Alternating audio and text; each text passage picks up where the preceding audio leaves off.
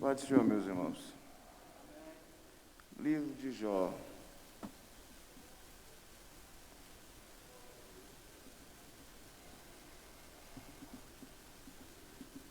Vamos ler um texto. Jó.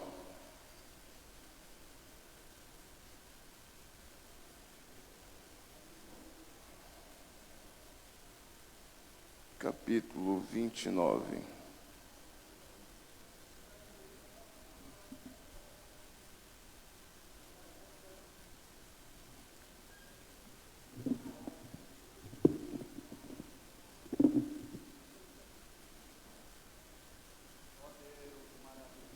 Tem dias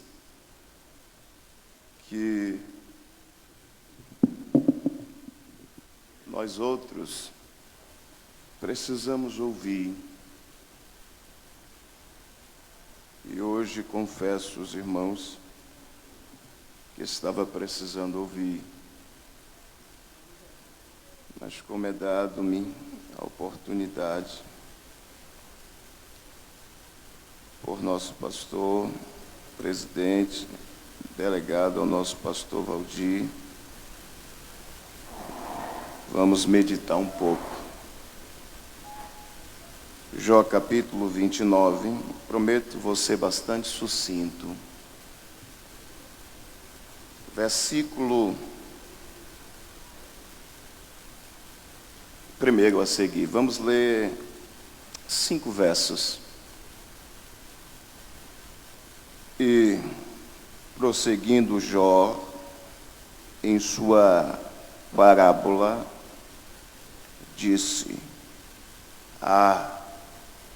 quem me dera, se como eu fui nos meses passados, como nos dias em que Deus me guardava, quando fazia resplandecer a sua cadeia sobre a minha cabeça, ou quando fazia resplandecer a sua candeia sobre a minha cabeça. E eu, como a sua luz, caminhava pelas trevas, como era nos dias da minha mocidade, quando o segredo de Deus estava sobre a minha tenda, quando o Todo-Poderoso ainda estava comigo, e os meus meninos em redor de mim. Você diz graças a Deus. Eu quero falar sobre segredos na tenda de Jó.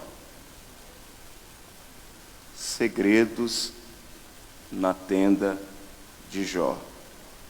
Para frasear o nosso breve sermão, o mesmo está preso no versículo 4. Como era nos dias da minha mocidade, quando o segredo de Deus estava sobre a minha tenda. Segredos debaixo da tenda de Jó. Ou segredos de Deus debaixo da tenda de Jó. Falar de Jó é falar sobre o homem mais paciente da Bíblia. Falar de Jó é falar sobre o homem mais rico em sua época. Falar de Jó é falar sobre o homem mais influente dos seus dias. Falar de Jó é falar de um mestre, de um conselheiro. A Bíblia diz que todos vinham ouvir a Jó. Falar de Jó é falar dos princípios da humanidade. Falar de Jó é falar de um cidadão que servia a Deus. Falar de Jó é falar de um servo de Deus. Isso está registrado no capítulo de número 1 e versículo 1, quando a própria Bíblia, ela dá ênfase, respaldo, ela dá dinâmica a Jó. E a Bíblia diz: havia um homem na terra de Uz, cujo nome era Jó. E este era homem sincero, reto e temente a Deus, e desviava-se do mal. O versículo 1 do capítulo 1, ele dá as qualidades de Jó. Homem da terra de Uz, Jó tinha uma residência, Jó tinha uma moradia fixa, Jó tinha uma geografia terrena. Jó não nasceu em nenhum lugar a não ser Uz. Jó também é conhecido e visto como homem sincero. Essa expressão sincero no hebraico é sem cera, sem máscara. Existia uma crença entre os judeus, todas as vezes que ele queria provar o caráter de uma pessoa, a sinceridade de uma pessoa, eles sempre iam aos mercadantes ou os mercados daquele tempo, e sempre os mercados e os tais que trabalhavam nas feiras livres de Israel, eles vendiam vários tipos de coisa, como nós aqui temos a feira livre. Você, no dia de sexta, sábado, você encontra de tudo. Você encontra de fruta, a legumes, a verdura, você encontra confecções, roupas, e o comércio também, graças a Deus, ele abrange a feira livre. E se você entrar nas lojas, como um bom finense, você vai encontrar tudo o que você precisa. Assim também existia naquele tempo. Mas o que mais interessava preste atenção, um judeu, era comprar vasos de barro, de porcelanato. Os judeus se adaptavam e tinha uma dedicação a comprar e revender vasos. E essa expressão sincero vem dessa raiz ou desse exemplo de comprar vasos. Quando um cidadão judeu ou uma judia ia até uma feira comprar o seu vaso, ele chegava diante do vendedor de vaso, o oleiro, ou enfim, o mercador, e dizia: sem cera, sem cera. E o mercador ou o vendedor de vaso dizia: sem cera, sem cera. E aquela pessoa que estava querendo comprar o vaso, ele recebia uma vareta da mão desse homem que vendia o vaso, e o mesmo vinha e batia no vaso. Se o vaso tivesse fofo, ele dizia: com cera, não quero. Se o vaso fizesse um som agudo, fino, aí eles olhavam e diziam: esse eu quero, porque está sem cera. Aqui está a expressão que a Bíblia, ela tenta identificar Jó? É que alguns mercadores, para ludibriar as pessoas, vendia o vaso com cera. Às vezes os vasos estavam rachados, eles passavam cera e colocavam, expondo para quem quisesse comprar. Mas quem tinha experiência, olhava e dizia, sem cera, sem cera. E pegava uma vareta e batia, como eu te expliquei e estou nos explicando. É por isso que essa expressão aqui, sincero, é sem máscara. Deus está dizendo para Satanás que Jó não tem máscara, que Jó não tem cera, que Jó não tem duas personalidades. Porque tem pessoas, irmãos, que às vezes tem até 3 personalidades. Na sua frente ele é um, na frente do outro ele é outra pessoa, na frente de alguém que ele acha que tem mais status, ou se, entre aspas, poderoso, ele se comporta como tal. Mas a Bíblia está dizendo aqui que Jó, ele só tem uma personalidade, sincero. E não é o homem que está falando isso. Não é eu que estou falando isso. Não é o copista, porque, diga de passagem, a gente não tem, de fato, quem escreveu o livro de Jó. Alguns dizem que foi Moisés, outros dizem que foi Salomão, outros dizem que foi um dos profetas maiores, e outros até dizem que foi o próprio Jó, ou um grupo de 5 amigos que ele tinha que escrever a história dele. Essa história de Jó era literalmente contada de porta em porta na casa ou na vizinhança dos hebreus.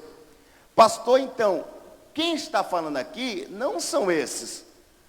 Acredite, é Deus que está falando. Deus está dizendo, Jó não tem máscara. Eu vou repetir para você entender o teor disso aqui. Porque se alguém, ou A, B e C, falar para você que você é sincero, eu posso ter minhas dúvidas.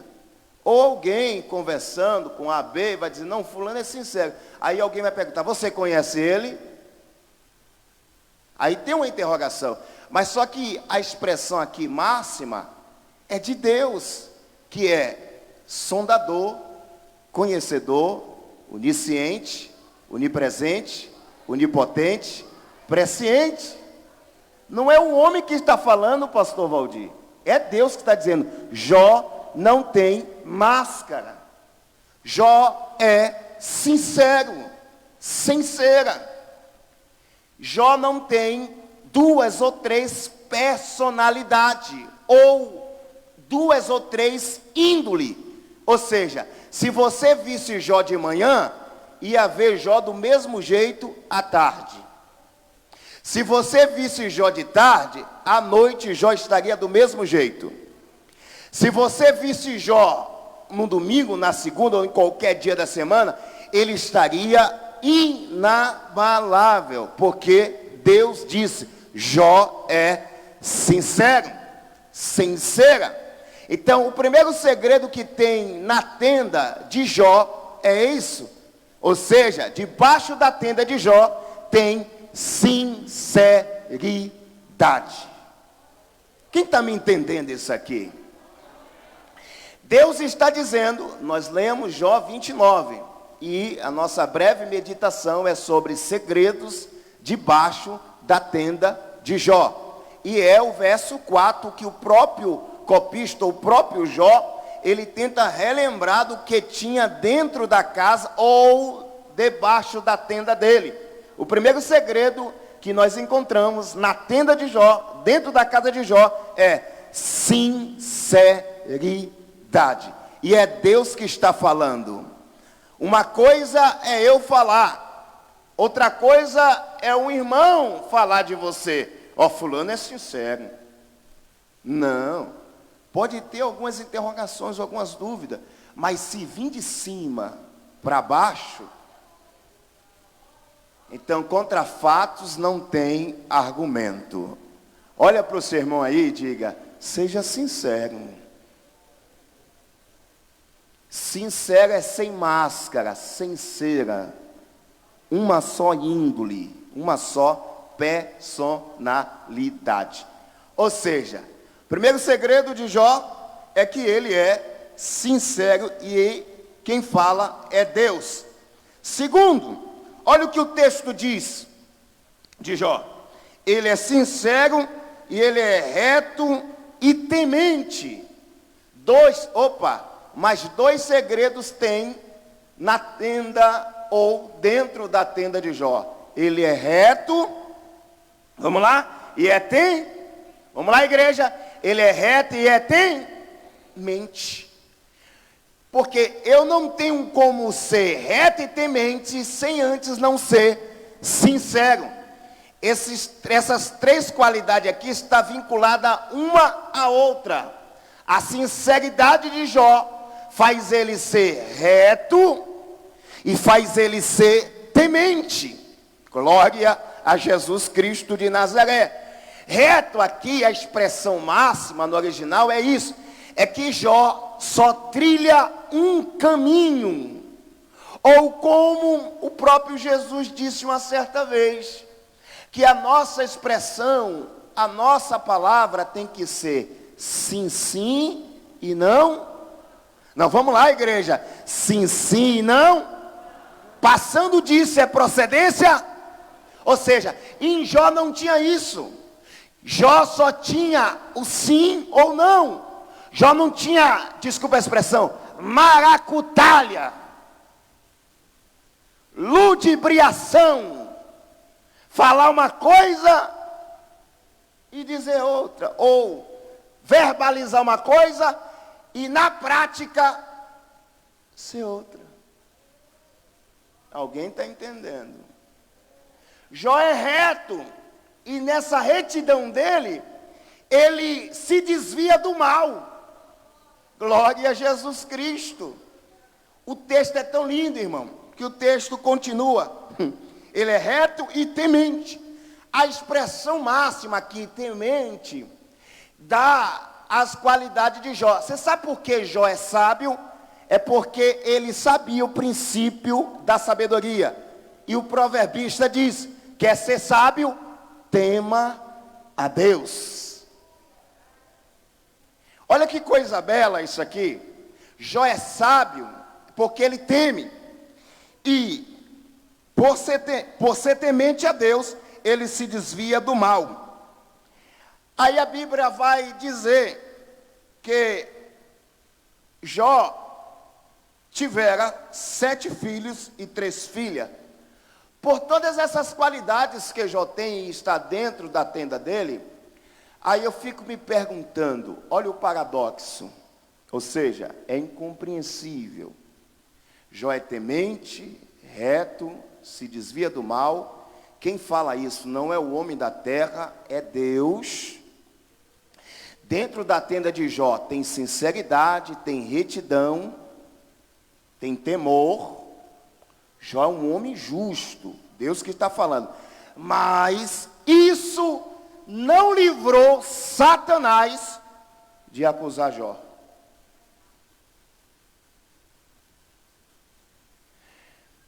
Jó tem essas qualidades todas, tem filhos, é próspero, e você sabe, ter filho aqui nessa época era ser bitrilionário.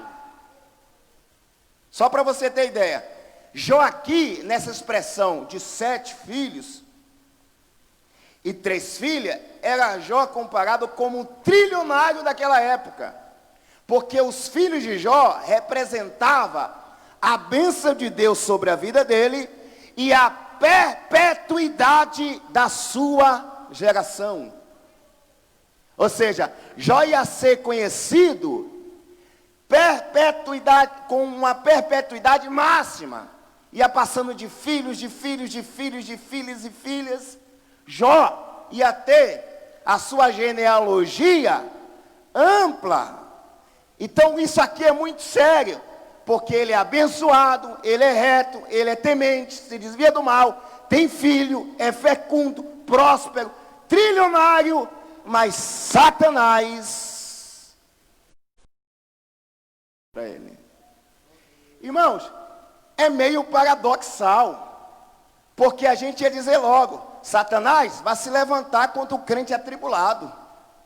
Satanás vai se levantar contra o crente que não é reto.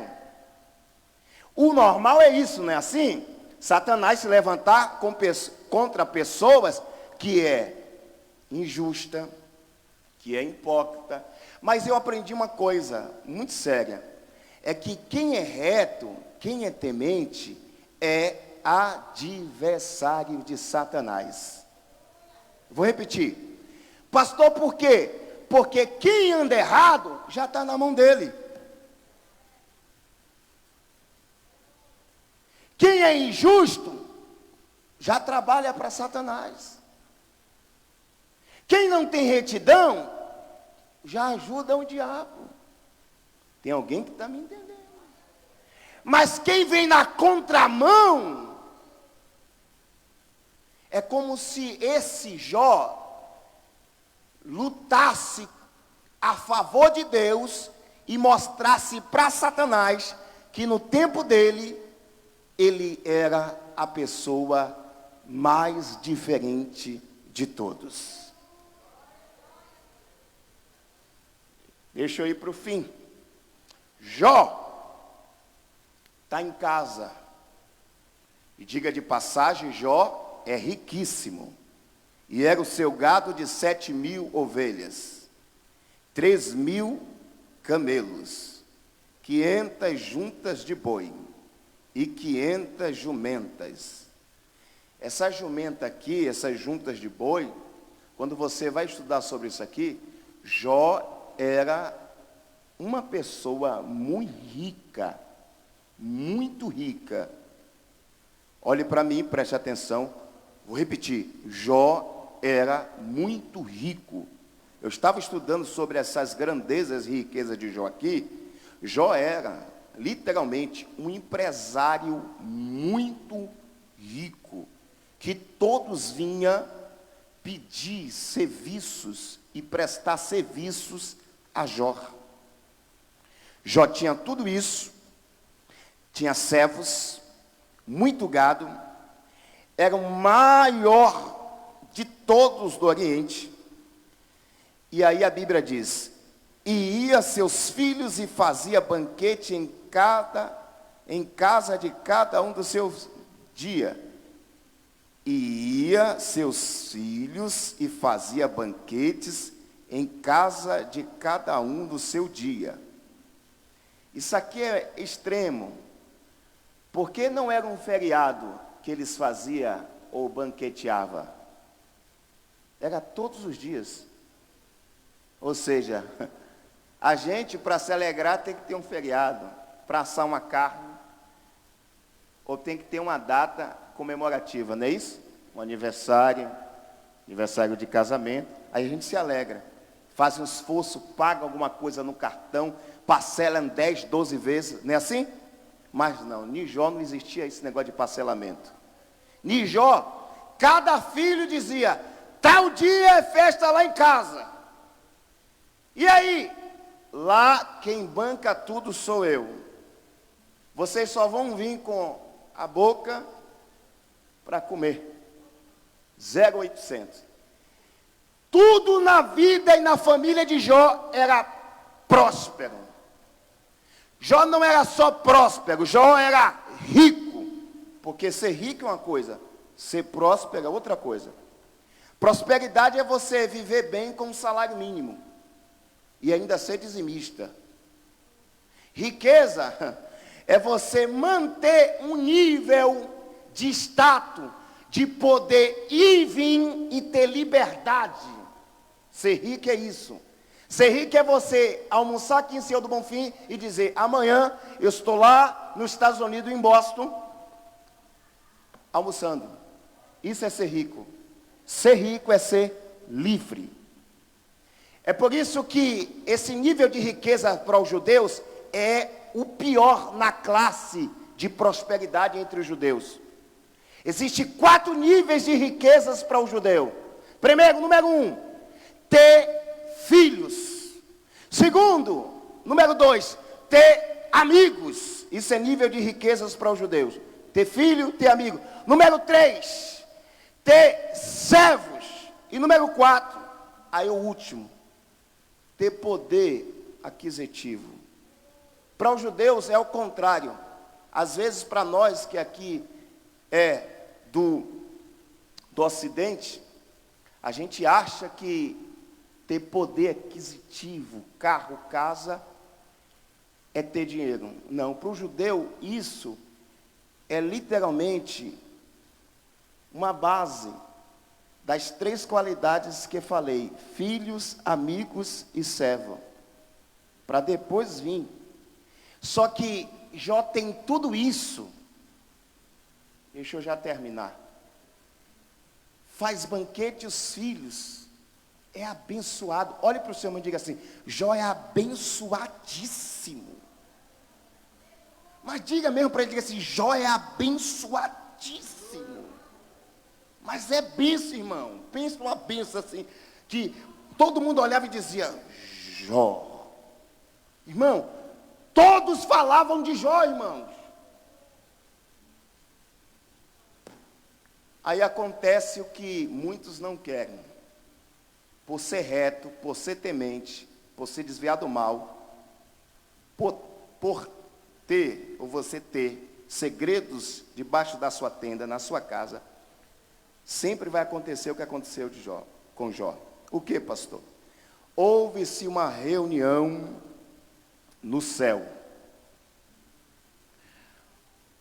Aí a gente pergunta: aonde é que foi isso? Aonde Deus residencia, onde Deus habita? Aí a pergunta. A Bíblia diz que Satanás se apresentou nessa reunião. Escute isso aqui. Isso aqui é muito sério. Paulo diz que o habitat, o residenciar do diabo, está entre as regiões celestiais, acima do globo terra. Então, Deus habita acima dele. Você perdeu de dar glória, mas tudo bem. Paulo diz, irmão, vou repetir, que o diabo habita nas regiões celestiais, acima do globo terra. Deus está acima dele.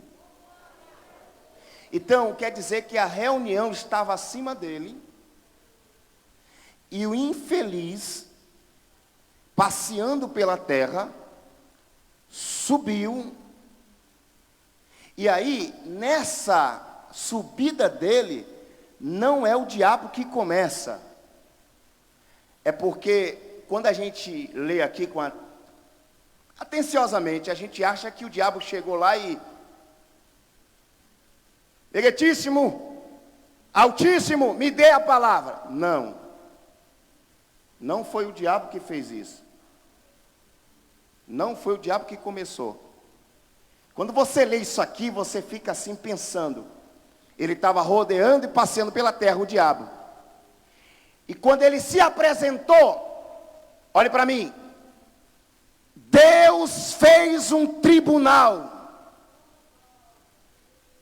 no céu. O tribunal foi armado. Por quê? O acusador chegou.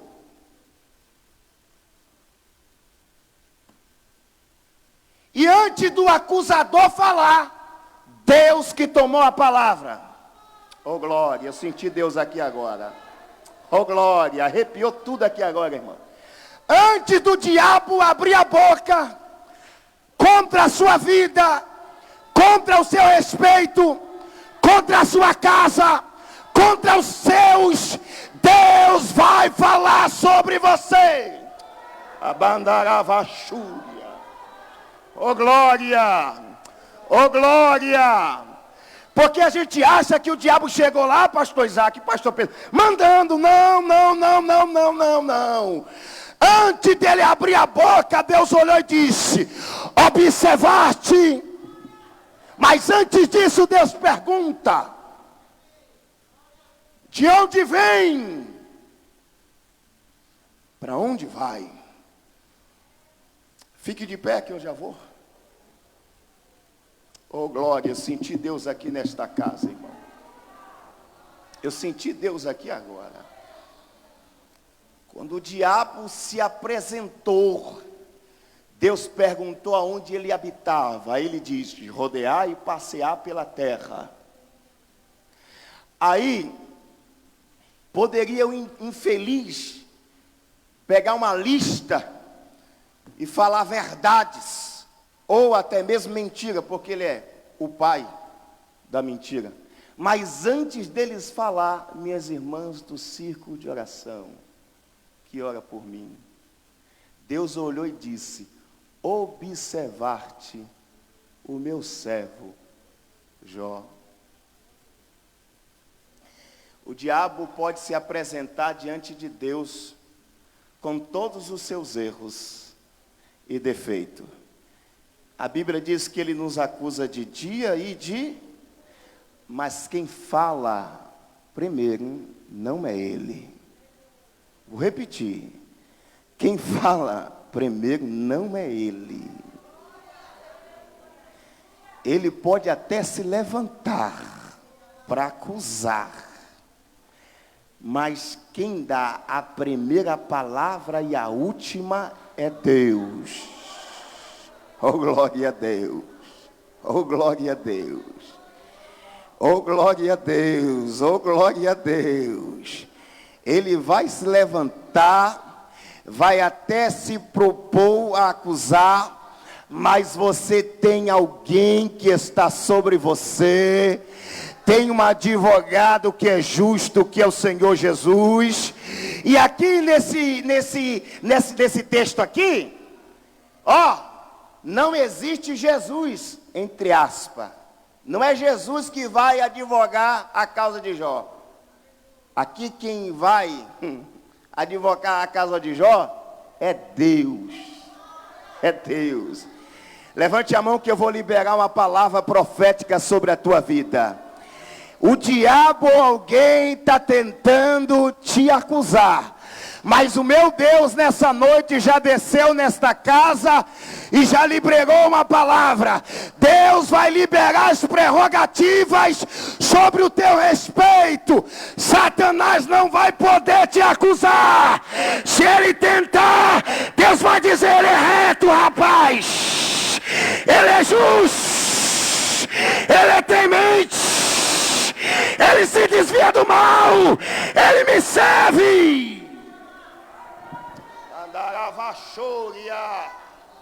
Só quem pode adorar, adore. Quem está sentindo a presença, adore. Deus vai ser seu justificador. Não adianta, irmão, o homem ou o diabo ou a mulher se levantar contra aquele que Deus chamou. Se Deus te chamou, não se preocupe. Ele vai ser o seu advogado, teu fiador. Você tem segredos debaixo da tua tenda. Lá na tua casa tem retidão.